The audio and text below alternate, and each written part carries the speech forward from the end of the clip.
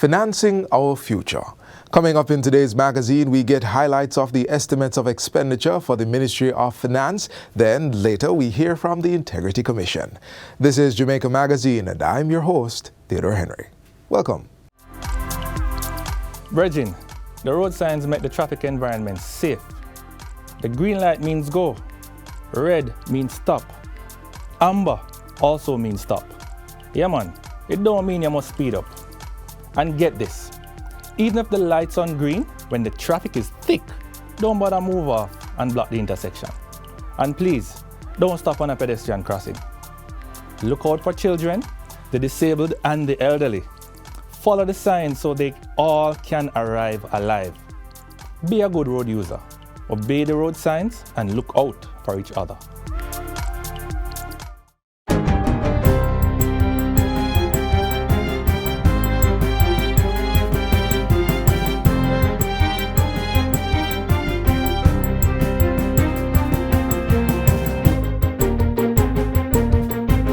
Good day, I'm Stephen McHugh, and this is your JIS News for Thursday, March 16, 2023. Jamaica Promotions Corporation, JAMPRO, has launched a new initiative geared at promoting the exponential growth of Jamaica's global services sector by helping local tech firms export digital services. The Technology Innovation District TID Accelerator project is being executed under a 5-year loan from the Inter-American Development Bank, IDB. During this week's launch, Minister of Industry, Investment and Commerce, Senator Aubin Hill, said it was time for Jamaica to become known for its export of technology and services. The launch of the Technology Innovation District Accelerator will help Jamaica diversify and strengthen our export of services at a higher level in the value chain. 5 technology firms, Blue Dot Insights, MC Systems, Smart Mobile Solutions, Resolve IT Service Center, and Port Computer Services Limited have already signed on to the project. For the first cohort, JAMPRO is targeting 20 participants in niche technology sectors. So we're looking at mobile and web app development, content creation and management, software development, cybersecurity. Participants will receive customized coaching, mentoring, training, and exposure to international markets through business missions, particularly to North America, which is a key market targeted under the initiative. The program, which is free of cost to tech firms, will be delivered via a virtual platform. Entities must be registered in Jamaica, be tax compliant, have been in operation for at least 3 years, and have a minimum of 5 employees in the organization. For registration and other information, persons can visit JAMPRO's website at dobusinessjamaica.com. Minister of Industry, Investment and Commerce, Senator Aubin Hill, is calling for more Jamaicans to embrace financial literacy as a tool to evade poverty and improve living standards. He made the appeal yesterday during his message marking March 15 as World Consumer Rights Day. Senator Hill emphasized that a financially literate population of consumers was essential to the country's growth and development. In order for Jamaicans to improve our standard of living, we must embrace financial education in its easiest form. Financial literacy matters. It means enabling consumers to manage their income, savings, and debt to improve their lives and their livelihood. It also makes an important contribution to the soundness and efficiency of the financial system and to the broader performance of the Jamaican economy. World Consumer Rights Day 2023 was celebrated under the local theme, Level Up, Manage Your Money. All is in place to implement the Ministry of Science, Energy and Technology's plan to phase out incandescent light bulbs by April 1. Energy Minister Darrell Vaz released a statement yesterday confirming that the importation, export, manufacture, distribution, sale and purchase of incandescent bulbs will gradually cease starting the 1st of next month. He explains that while the importation phase-out will begin on that day, businesses will have 1 year to deplete existing stocks. After that, they must comply with the new regulations. Minister Vaz says the draft regulations do not include fines for continuing to sell or buy incandescent light bulbs during the first year after publication. They do, however, contemplate fines or imprisonment for contravening the phase-out of standard incandescent light bulbs after April 1, 2024. This, he says, will be finalized following a review by the Ministry of Industry, Investment and Commerce. The Energy Minister says the shift from incandescent to LED light bulbs could save Jamaicans $1.4 billion cumulatively on utility bills in the first year. In the wake of a recent upsurge in employment scams, the Ministry of Labour and Social Security has ramped up its efforts to clamp down on illegal operators involved in recruiting persons to work overseas. Since the start of the year, investigations conducted by the ministry's Employment Agencies Unit have identified 12 illegal recruitment activities. Cease and desist orders were issued to the illegal operators. In at least 4 cases, the operators have been ordered to refund fees to their applicants, while 2 cases have been referred to the Jamaica Constabulary Force's Fraud Squad for prosecution. Under the Employment Agencies Act, any entity intending to engage in the recruitment of workers in Jamaica for local or overseas jobs is required to obtain a license from the Ministry of Labour and Social Security. Each license is valid for 12 months. Persons found operating in breach of the law may be fined $1 million and/or face up to 12 months imprisonment. The ministry is renewing its appeal for members of the public to ensure they are working with licensed operators and to check the authenticity of job offers before paying over monies to recruiters. Persons can confirm the authenticity of any offer for overseas employment or the list of employment agencies licensed to operate in Jamaica by contacting the ministry's Employment Agencies Unit. Send them a WhatsApp message at 876-553-5457 or visit the ministry's website at www.mlss.gov.jm.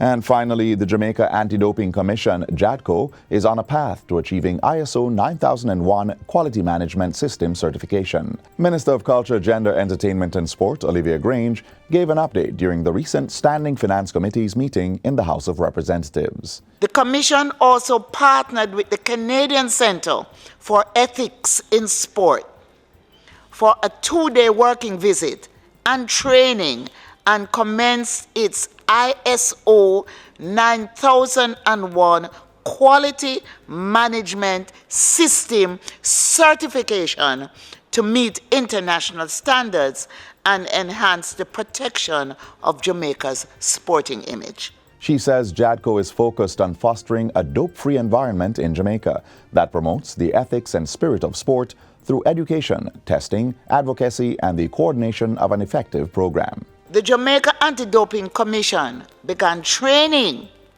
in order to implement what is called the paperless anti-doping sample collection process in its quest to do the right thing going forward. This will improve the efficiency of the doping control program. And that's it for JIS News Today. I'm Stephen McHugh. Thanks for watching.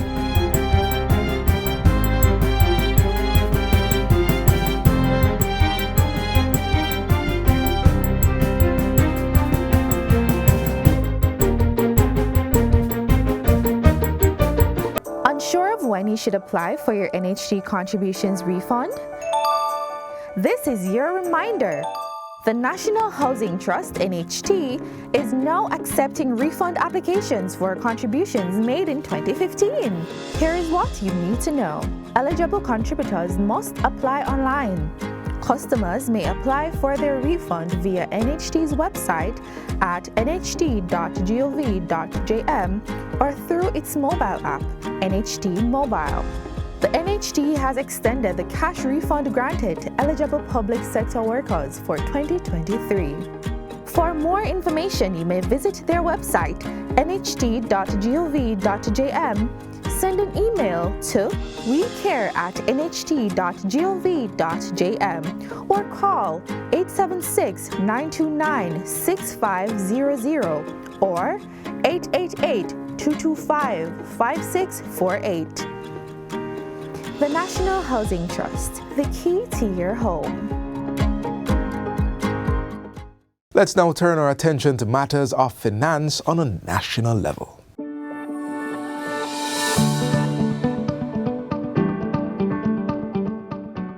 The government has put forth a historic $1 trillion budget to share the gains and spend on development in the 2023-2024 financial year. This is Jamaica's first $1 trillion budget.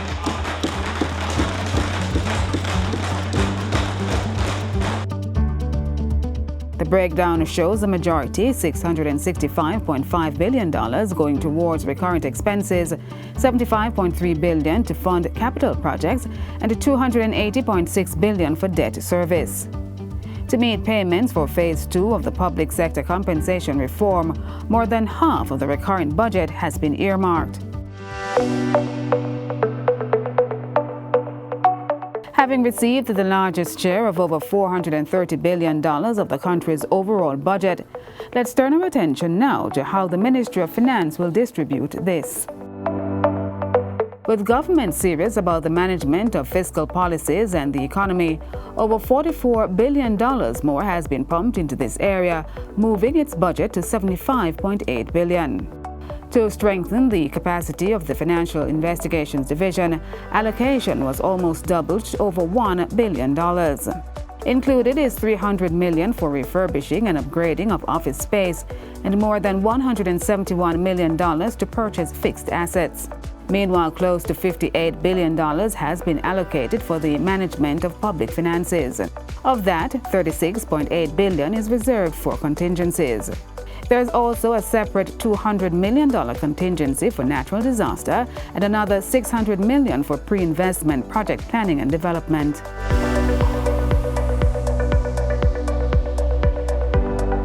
The ministry's $12.7 billion capital budget is funded in part by the government.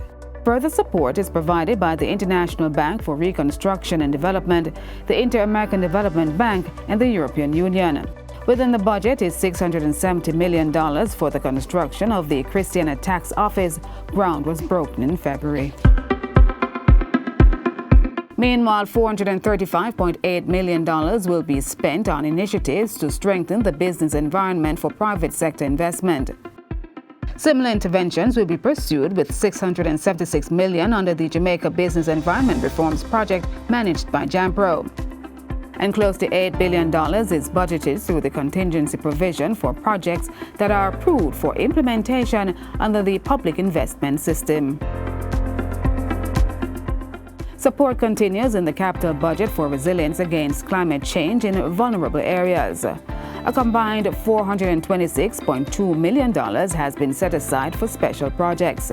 In relation to coastal protection works, the National Works Agency NWA will install 480 meters of revetment. The agency will also use 323 meters of river shingle to reclaim beach shoreline. 8,000 trees are also expected to be planted. Further support will see the establishment of 5 farmer field schools, the purchase and installment of a smart buoy, and construction of fencing at several protected areas in St. Mary, St. Anne, Clarendon, and Trelawney. The government has set several targets for the public sector transformation and implementation project for the 2023-2024 financial year. Among those to be completed are the implementation of a work permit system for the Ministry of Labour and Social Security, upgrading of the GOJ data center, and fiber optic expansion for GovNet in the Kingston metropolitan area. Continuing simultaneously alongside these are key components of the strategic public sector transformation project. These are aimed at strengthening public resource management to facilitate a more enabling environment for growth within the private sector.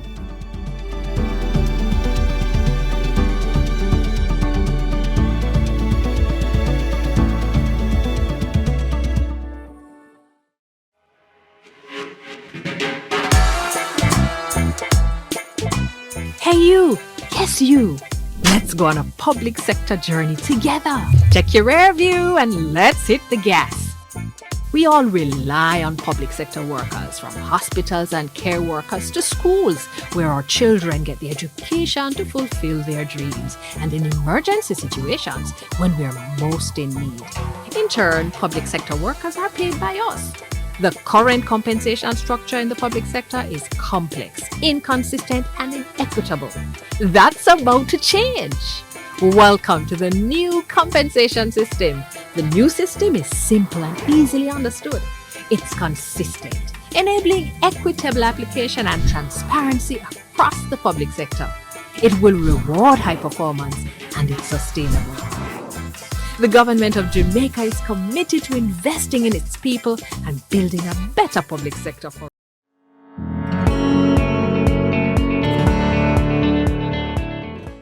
The following is an excerpt from the 2023-2024 opening budget presentation by Minister of Finance and the Public Service, Dr. the Honourable Nigel Clark. Madam Speaker, as a Member of Parliament myself, I'm painfully aware of the discontent associated with poor road conditions. The poor state of road devalues homes and communities, increases wear and tear, Madam Speaker. The challenge, Madam Speaker, is that the way we attend to secondary roads, speaking as the Minister of Finance responsible for procurement, is not scalable. Parceling out allocation by constituency to each Member of Parliament, suggesting roads for repair, nominating 3 or 5 contractors, as the case may be, is a process that does not lend itself to be scaling up. I could not allocate much more in good conscience, in real terms, on that basis.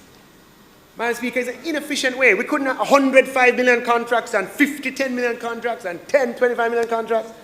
Madam Speaker, it's reasonable to posit that the taxpayer does not get optimal value for money in procurement of materials, the deployment of equipment, and the application of technical know-how with this fragmented approach. And Madam Speaker, while it may be tolerable at the level of what road rehabilitation is today, at the level of 4 billion, this approach could not be used if we are to respond to the loud and consistent demand from the public and their representatives for better roads with materially more expenditure. Madam Speaker, to address these issues, the government of Jamaica has decided to take decisive action. I am pleased to inform this Honourable House and the Jamaican people that the government of Jamaica will implement a $40 billion island-wide shared prosperity through accelerated improvement to our road network SPARK program.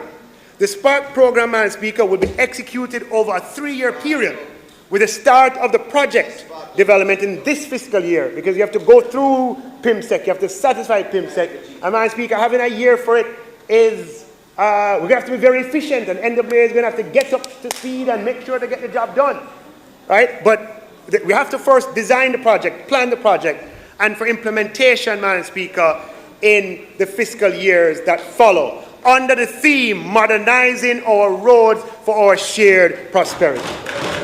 In response to that need, Madam Speaker, the Ministry of Finance, through the Student Loan Bureau, in support of this government effort, will partner with the Jamaica University College, the oldest teacher training college in the Western Hemisphere, to provide full tuition scholarships to 1,250 STEM teachers over the next 5 years. That is 250 full tuition STEM teacher scholarships over the next 5 years. Madam Speaker, the University of Technology is the largest source of work-ready science, technology, engineering, and math graduates in Jamaica. Under the leadership of its new Chancellor, Mr. Lloyd Carney, a successful Silicon Valley entrepreneur, this competence will only grow and the STEM output will only increase.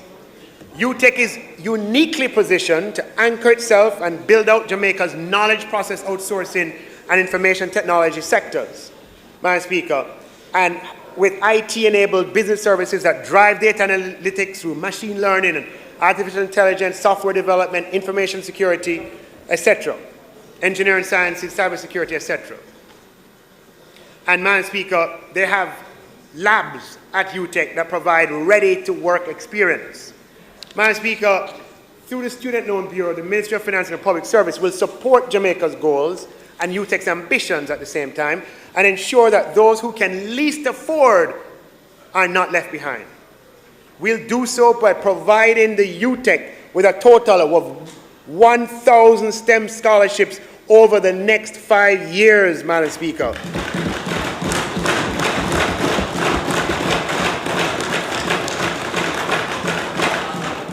Those STEM scholarships will be used to support Jamaicans from low-income households.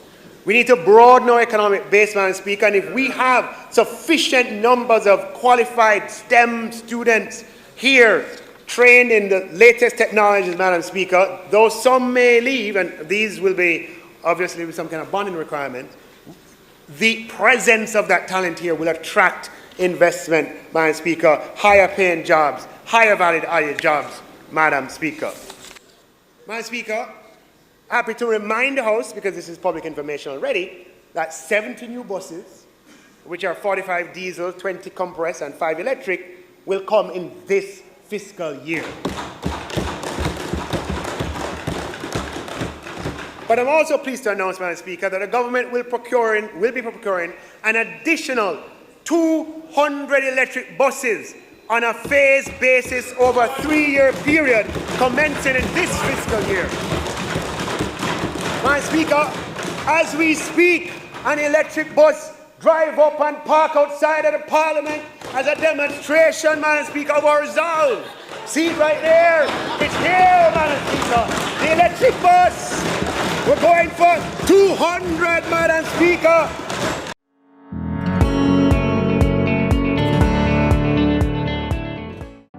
Want to know the law pertaining to renting a house? What about the procedure if you're arrested? Or what is defined as corruption? Then click on the Ministry of Justice website. It has information on every law passed in Jamaica. The House of Parliament portal also has the more recent year's pieces of legislation. The sites are easy to search and the files are downloadable. Make access to justice your business. Know your rights. As we approach the end of March, the Integrity Commission is reminding public sector workers who fall within specific categories to file their statutory declaration.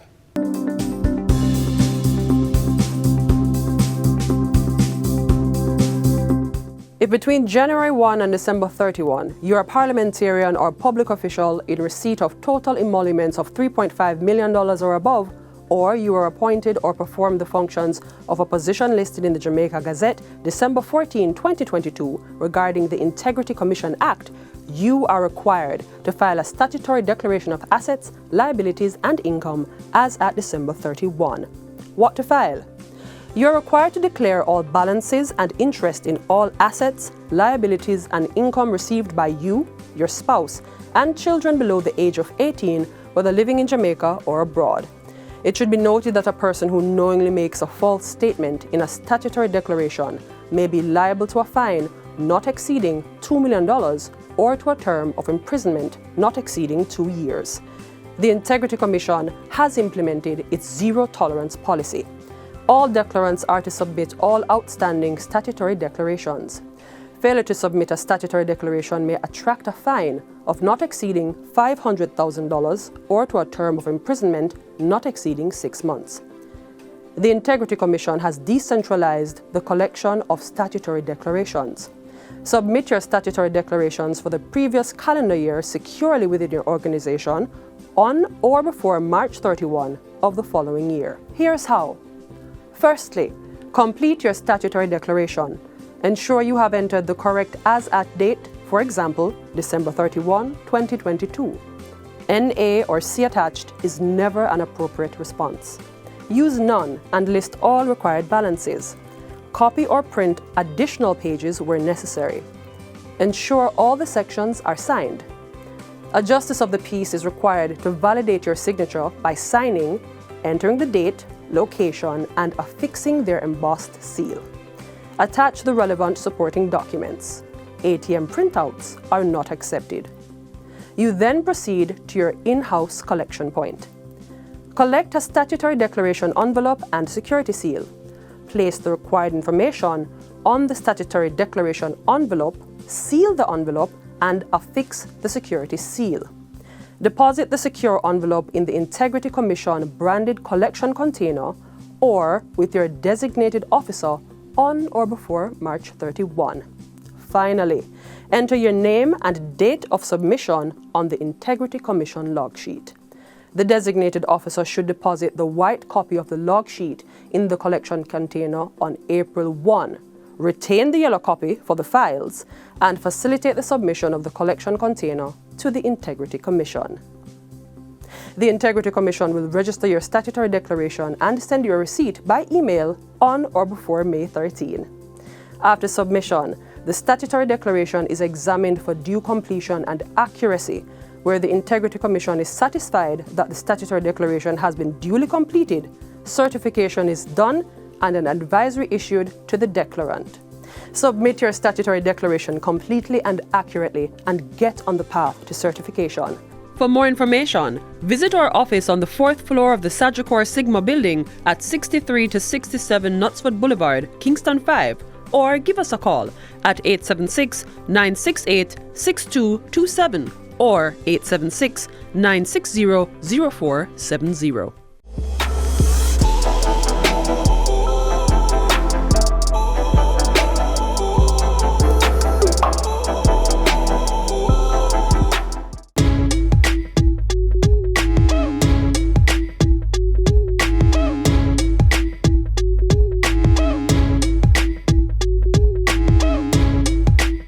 COVID has taught us many things, and among those is that the dynamics of our environment has shifted somewhat in terms of how people think about themselves in their natural space. I mean, one of the greatest manifestations of that is the workplace. The workplace has changed because of COVID, because Jamaicans, the global citizen, have come to terms with their mortality.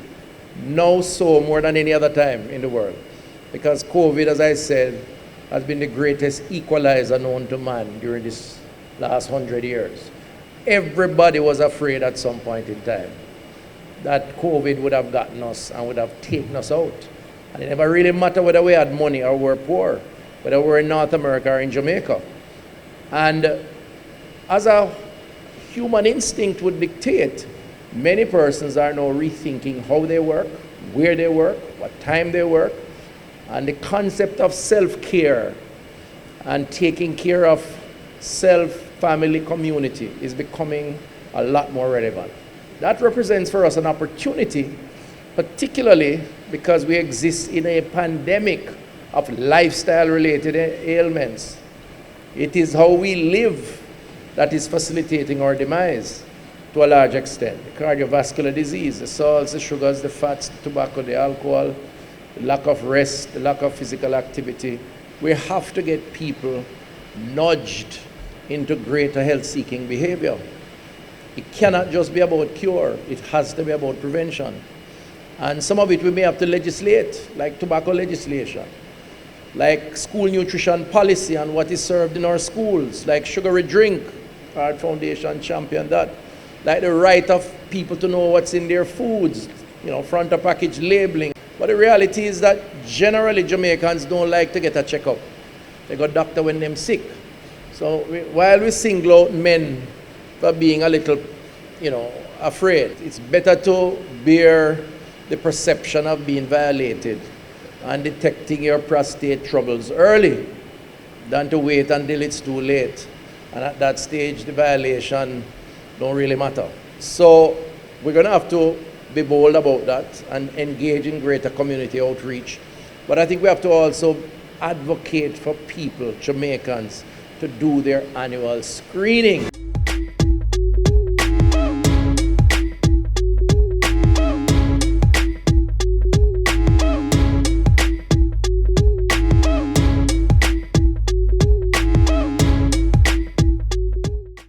This is where our journey ends, but only for today.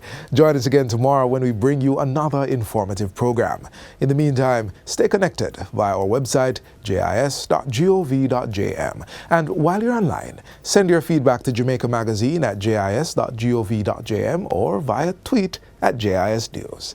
You may also find us on all the major social media platforms and through our mobile app that's both Android and iOS compatible. On behalf of the production crew, I'm Theodore Henry. Take care. This has been a production of the Jamaica Information Service, the voice of Jamaica.